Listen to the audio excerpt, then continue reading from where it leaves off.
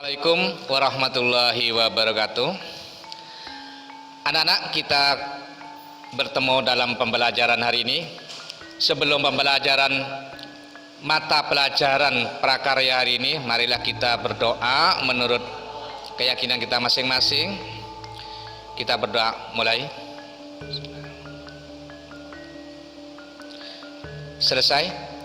Anak-anak, kita semua tahu bahwa dalam keadaan sekarang ini pembelajaran tidak bisa kita tatap muka, maka pembelajaran dilaksanakan secara online atau daring karena saat ini kita dalam keadaan pandemi virus corona atau COVID-19.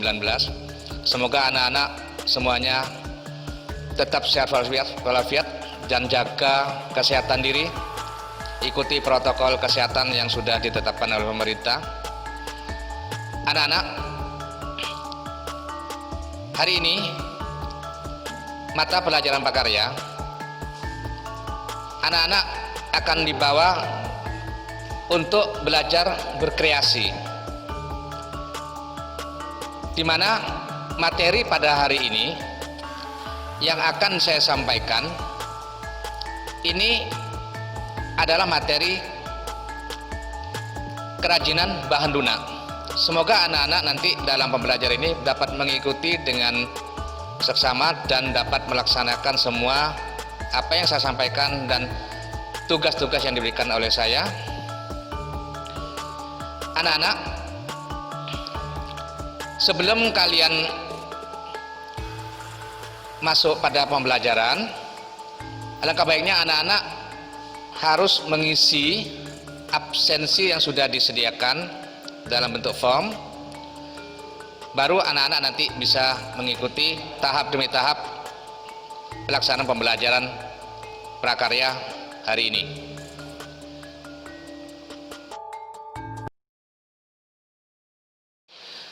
Anak-anak, kita masuk pada materi prakarya.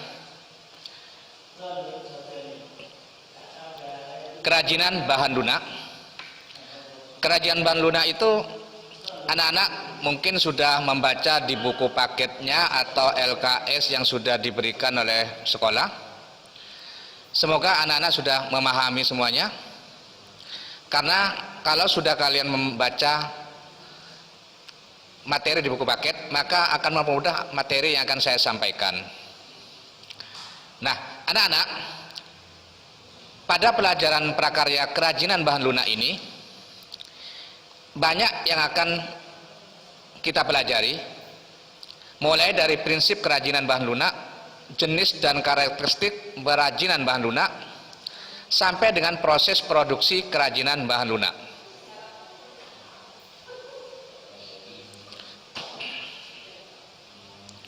Nah, tujuan pembelajaran prakarya kerajinan bahan lunak ini, nanti anak-anak diharapkan dapat menyatakan pendapat tentang keragaman karya kerajinan bahan lunak sebagai ungkapan rasa bangga, sebagai wujud rasa syukur kepada Tuhan dan bangsa ini. Yang kedua, anak-anak dapat memahami pengertian sejarah, jenis, sifat dari karakteristik kerajinan bahan lunak berdasarkan rasa ingin tahu dan peduli lingkungan. Yang berikutnya, anak-anak nanti diharapkan mampu memahami teknik pengolahan, prinsip perancangan kerajinan bahan lunak berdasarkan karakteristik yang dapat dikembangkan sesuai kebutuhan wilayah setempat. Yang terakhir, anak-anak diharapkan nanti dapat merancang, membuat, menguji, dan mengkomunikasikan produk kerajinan bahan lunak berdasarkan teknik dan prosedur yang tepat, berdasarkan orisinalitas dan cita rasa estetis diri sendiri dengan disiplin dan tanggung jawab. Nah, anak-anak, kalian perhatikan, kita mulai dari prinsip kerajinan bahan lunak. Nah, anak-anak, kalian tahu apa sih arti dari kerajinan bahan lunak itu? Sebenarnya mudah. Mungkin kalian kalau sudah mengetahui kata kerajinan bahan lunak, berarti barang itu adalah mudah dibentuk, lunak artinya lembut, tidak susah dalam membuatnya. Mungkin di pikiran kalian seperti itu. Nah, sebenarnya pengertian kerajinan bahan lunak itu anak-anak adalah kerajinan bahan lunak adalah suatu produk kerajinan yang menggunakan bahan bersifat lunak sebagai dasar pembuatannya. Jadi dasar pembuatannya itu dari bahan yang lunak, empuk, ya, dirubah menjadi bahan yang keras nantinya dengan proses bisa pengeringan, bisa proses pembakaran dan sebagainya. Nah, selanjutnya jenis-jenis bahan lunak yang akan kalian pahami nanti ini dibagi dua. Bahan lunak itu ada yang bahan alami maupun bahan buatan. Bahan lunak yang diperoleh dari alam itu adalah bahan alami seperti tanah liat, serat alam, kulit hewan. Itu adalah bahan-bahan untuk kerajinan bahan lunak alami. Sedangkan bahan lunak buatan anak-anak, bahan lunak yang diperoleh dari proses bahan-bahan sintetis yang menjadi bahan lunak seperti lilin, seperti sabun, spon, bubur kertas, gip, fiberglass maupun foreclay. Termasuk di sini juga ada namanya paper clay, ada namanya aloe vera clay, ya. Nah, kerajinan bahan lunak itu mempunyai karakteristik dari bahan lunak alam itu bahan yang dapat diperoleh dalam sekitar kita. Cara pengolahan pun secara alami, tidak dicampur dengan bahan apapun lain, dikombinasi dengan bahan buatan, tidak mengandung zat yang berbahaya. Itu adalah bahan lunak alami. Sedangkan karakteristik dari bahan lunak buatan anak-anak, bahan yang diolah dicampur dengan zat kimia tertentu sehingga menjadi lunak, lembut dan empuk sehingga mudah dibentuk. Itu adalah karakteristik dari bahan lunak baik alam maupun buatan atau sintetis. Nah, karya-karya bahan lunak alam dapat kalian perhatikan yang berasal dari tanah liat itu seperti keramik, tembikar, guci dan sebagainya.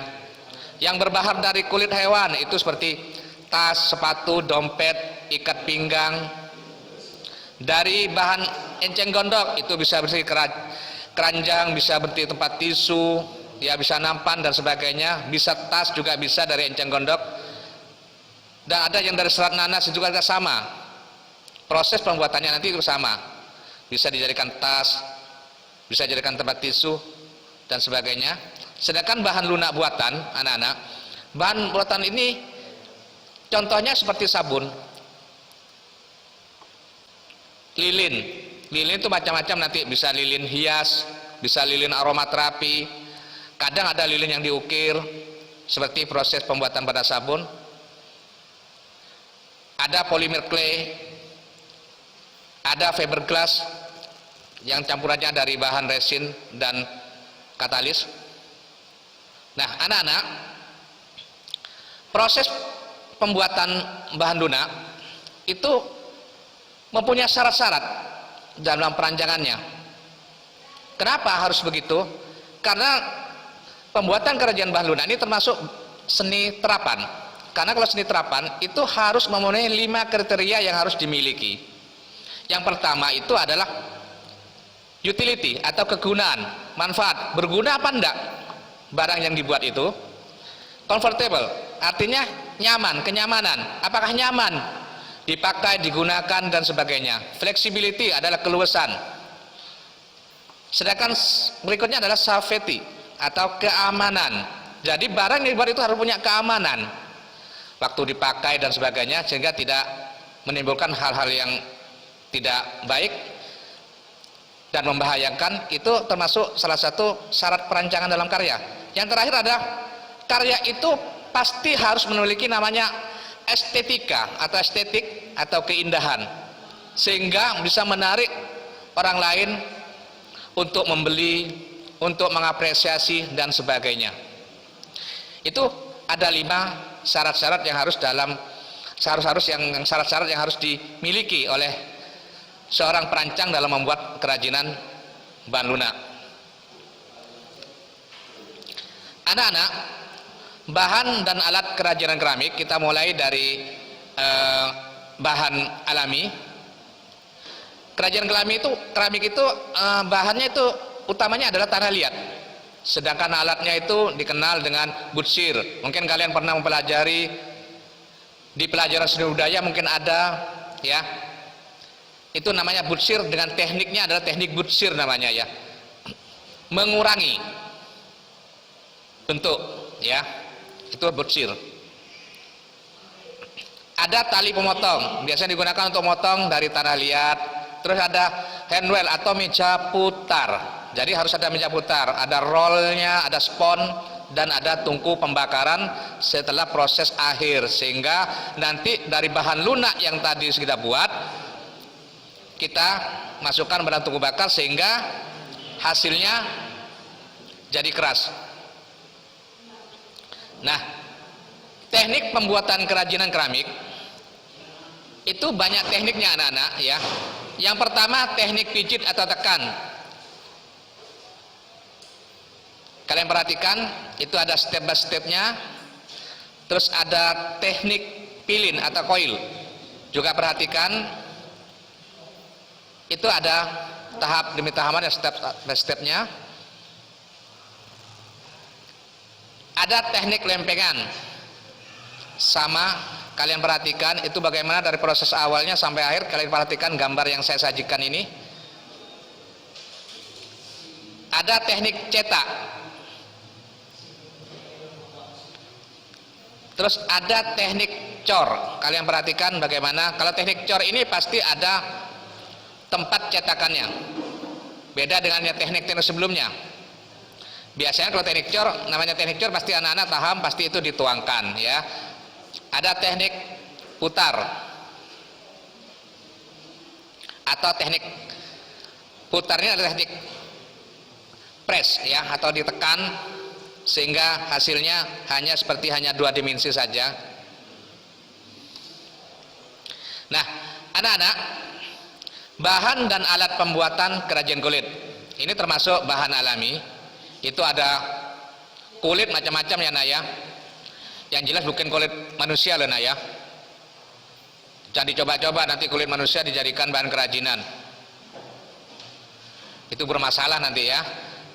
Ada pewarna, ada pahat ya. Terus ada plong, itu biasa untuk melubangi. Ada gunting, ada cutter, ada jarum, ada mesin jahit. Nah, teknik pembuatan kerajinan kulit itu dimulai dari pertama, kalian perhatikan dari gambar yang saya sajikan itu. Mulai pesamakan ya, disama dulu kulit itu, terus diproses, terus digambar, diukir ya, terus diwarnai, terus dipotong sehingga menjadi suatu karya. Nah, berikutnya adalah kerajinan bahan lunak, kerajinan floor clay. Kerajinan floor clay ini namanya floor, itu adalah tepung. Clay adalah tanah liat.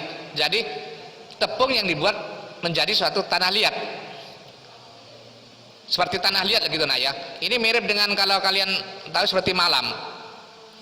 Ini bisa tepung apa saja bisa, mulai tepung terigu, tapioka, sagu bisa digunakan. Ada gunakan limfoknya, ada cat semprot clear itu, terus ada cat akrilik, peniti, ada gantungan kunci, magnet, baskom, mangkok, plastik, spatula, triplek, dan sendok. Sebenarnya banyak bahan-bahan yang lain yang belum masuk di sini. Biasanya kalau floor clay itu biar bahannya awet, itu ditambahi dengan namanya ini namanya bensuat atau pengawet makanan, sehingga adonan yang kita buat itu bisa bertahan lama, bisa 1 minggu, bahkan 1 bulan, bahkan 3 bulan, asalkan dimasukkan dalam satu wadah yang tertutup, sehingga kapanpun bisa digunakan. Kalau nggak memakai bensuat, biasanya hanya di saat itu saja dibuat, karena pada saat berikutnya dia akan muncul jamur. Nah, teknik pembuatan kerajinan floor clay, anak-anak, kalian bisa perhatikan di sini. Mulai penyiapan bahan itu, terus diaduk, dibentuk adonan seperti kalis sampai kalis. Kalis itu artinya lentur, tidak mudah patah, tidak mudah retak. Terus ditambah dengan warna, dicampur lagi sehingga menjadi bermacam-macam bentuk seperti malam. Terus baru dibentuk. Nah, anak-anak, sekarang kita perhatikan, coba ini adalah video pembuatan floor clay mulai dari awal sampai akhir. Kalian perhatikan, pertama itu menuangkan adalah tepungnya. Terserah kalian gunakan tepung terigu boleh, tepung tapioka boleh.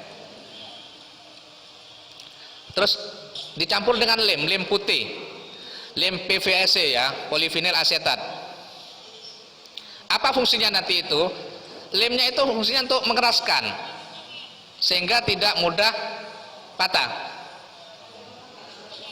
Dan ini keuntungannya anak-anak, kalau floor clay, paper clay, floor clay, aloe vera clay dan sebagainya itu tidak melalui proses penjemuran seperti tanah liat. Kalau tanah liat kan dijemur dulu, baru di oven atau dibakar. Tapi kalau floor clay, paper clay, aloe vera clay dan sebagainya itu tidak perlu. Kita cukup ditaruh di ruang terbuka, diangin-anginkan saja sudah kering. Dan untuk membuat hasil karya nanti menjadi lebih awet, itu biasanya dilapisi dengan cat clear itu ya nak ya. Boleh varnish, boleh. Nah, ini kalian perhatikan proses pemberian warna ya. Terus ya ditekan-tekan sampai adonan yang awalnya putih itu bisa berwarna sesuai dengan keinginan kalian.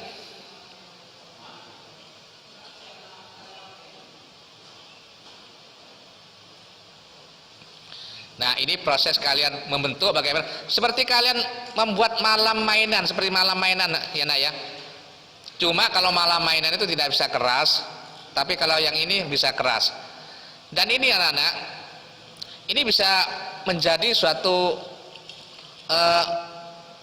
wirausaha untuk kalian. Untuk kedepannya kalau kalian memang belajar lebih serius lagi, maka kerajinan ini bisa menjadi mata pencaharian, menghasilkan suatu income buat kalian, sehingga kalian bisa berwirausaha atau berentrepreneur.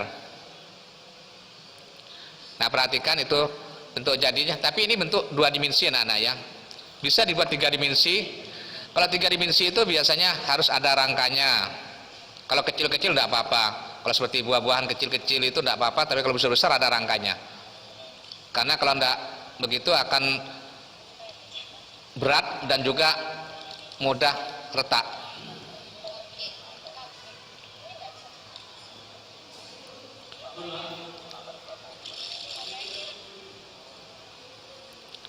Coba kalian perhatikan ya. Nah ini sudah karya jadinya. Sama-sama cantik ya nak ya. Yang buat hasil karyanya juga cantik sekali.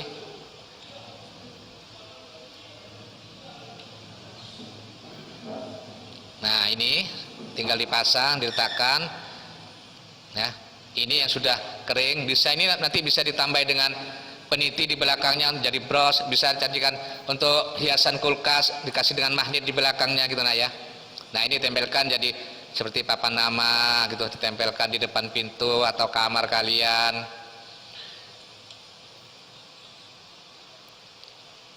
Jadi ini adalah hasil akhir dari kerajinan bahan lunak floor clay ya. Nanti anak-anak kalau ada kesulitan tentang materi hari ini, anak-anak bisa menyampaikan melalui media sosial atau melalui WA saya ataupun melalui blog saya maupun dari Facebook maupun IG saya. Silakan kalian bisa berkomunikasi dengan saya kalau memang kalian ada kesulitan dalam proses pembelajaran ini ataupun proses pembuatan karya. Nanti anak-anak setelah kalian mempelajari materi ini, maka kalian akan mendapat tugas, dan tugas ini bisa kalian lakukan setelah kalian memahami dari materi ini. Tetap semangat anak-anak ya, dan terus belajar di masa pandemi ini. Semoga kalian tetap diberi kesehatan oleh Allah Subhanahu wa taala. Selamat berkarya. Sekian dan terima kasih. Wassalamualaikum warahmatullahi wabarakatuh.